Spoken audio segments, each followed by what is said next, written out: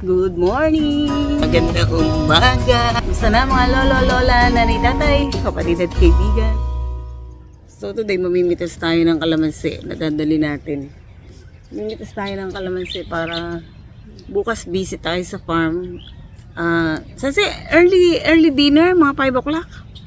Doon na lang tayo magluto para makakain na lang sa farm kahit na minsan sa bulwagan. Oo nga, pero ngayon pwede namang i-ano ngayon para may katuwang pa. Yan. Kaya ngayon mamaya iayos na. So for today kasi, so 2 days na lang, 2 days to go before kami babalik.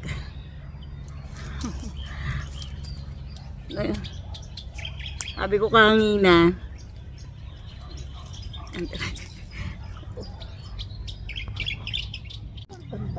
so within the kalamansian, kukumustahin natin yung yung mga tinanim natin puno na bago kung nabuhay.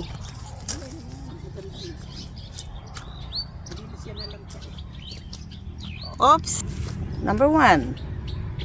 Ay, yung balimbing nga pala. Ano nangyari? Ito yung avocado, ang ganda oh. Buhay na buhay. Tutuntunin lang natin ito. Ito yung last yata, avocado din siya. Over there. Ay, di. Oo nga, avocado nga. Ganda yung na buhay. Yung?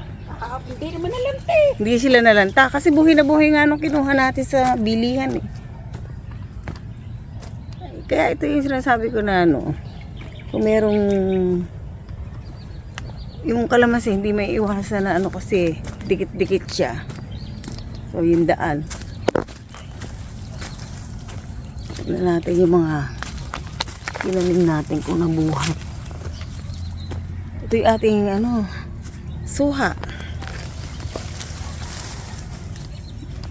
Oh, ayan. Buhay na buhay. Ayan oh. So I believe na lahat sila buhay. Wala siyang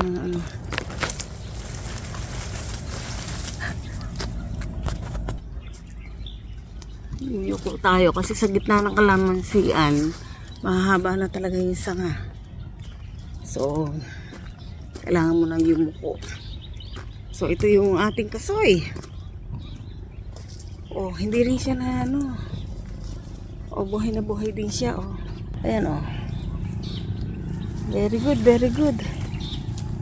Saan pa isa? Ayun.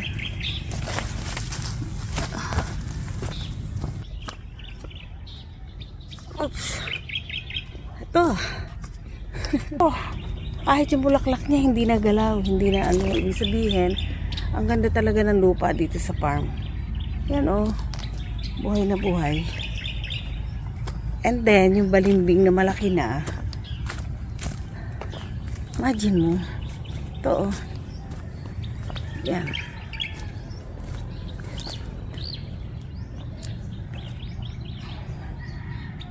Galing. So, lagi ko sinasabi na marami pa akong plano dito sa farm na gawin. And one by one, natutupad na siya. So, mamimitas na kami ng kalamansi. Ay, dito na lang. Ba't pa na kayo susupot?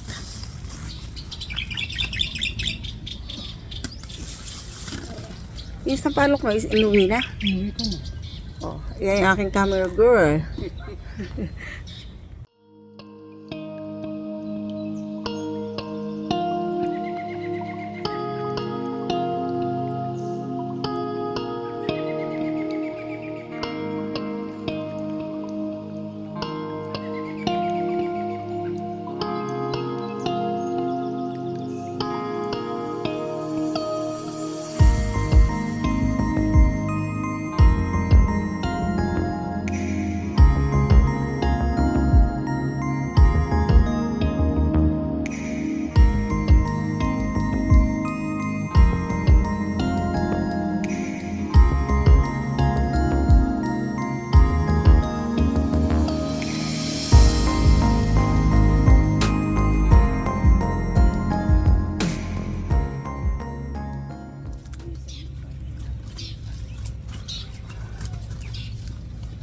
Malago na talaga yung kalamansi, ano? Nag-abot-abot na yung sanga.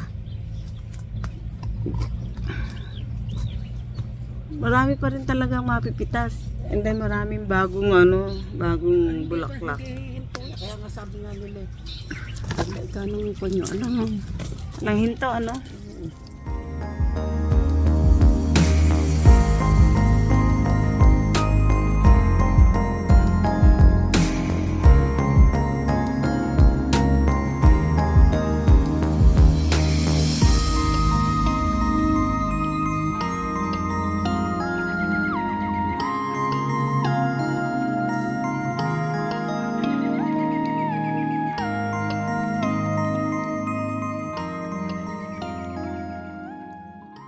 Matagal pa lang mamitas kasi wala wala pang mapili.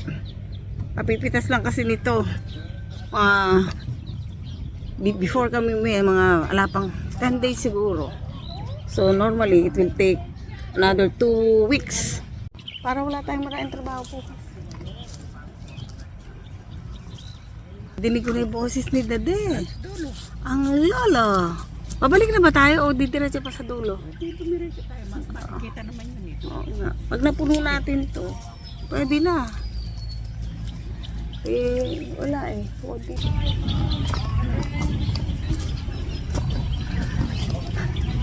So, dito sa farm, masipag ka lang. Ano ko sinasabi, makakasurvive ka. May mga bisita rin tayo lagi sa farm pero later on mas marami siguro tayong magiging bisita and hoping na mas marami na rin tayong tanim by that time.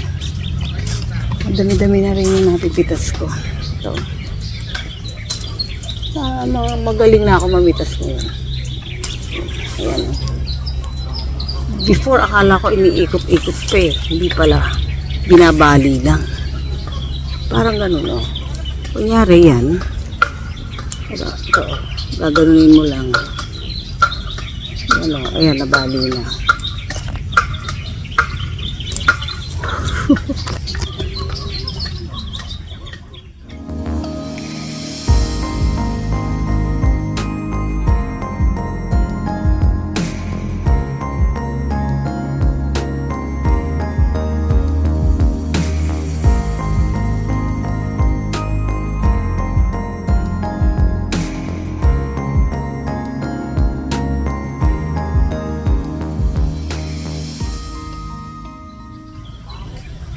So siguro yung mga tao sanay na rin na lagi kami nakikita, lagi kami dito sa farm and marami kaming changes na ginagawa. So sa una medyo ninibago sila pero that's the way it is. Kailangan talaga may mga changes na mangyari and nakikita nila na maganda, so natutuwa naman din sila. Maliliit pa talaga, hindi pa obrang pitasin, alanganin, lugi tayo dyan. Salugi tayo, Sensei, pag maliliit. Wala pa akong hinog. Hindi pa makatas. Saka ngayon pa lang. 2 weeks pa lang eh, di ba? Wala pa. Wala pang 2 weeks na napitas ito. Ayun, sa dulo. Nilagay ko na doon. Doon tayo dadaan sa kabilang gate.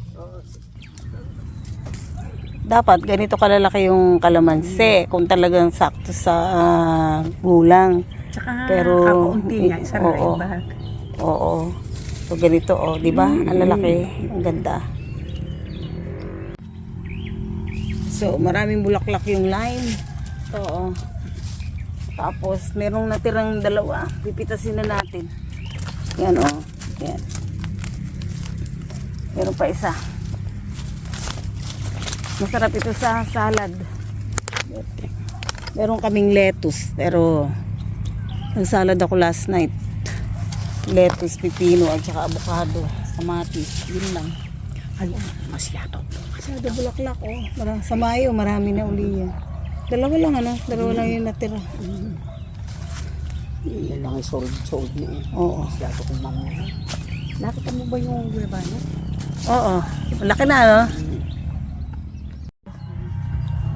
Ayan, oh, si Sanse, oh. Nag-ano ng gagawing suman dito sa bulwagan.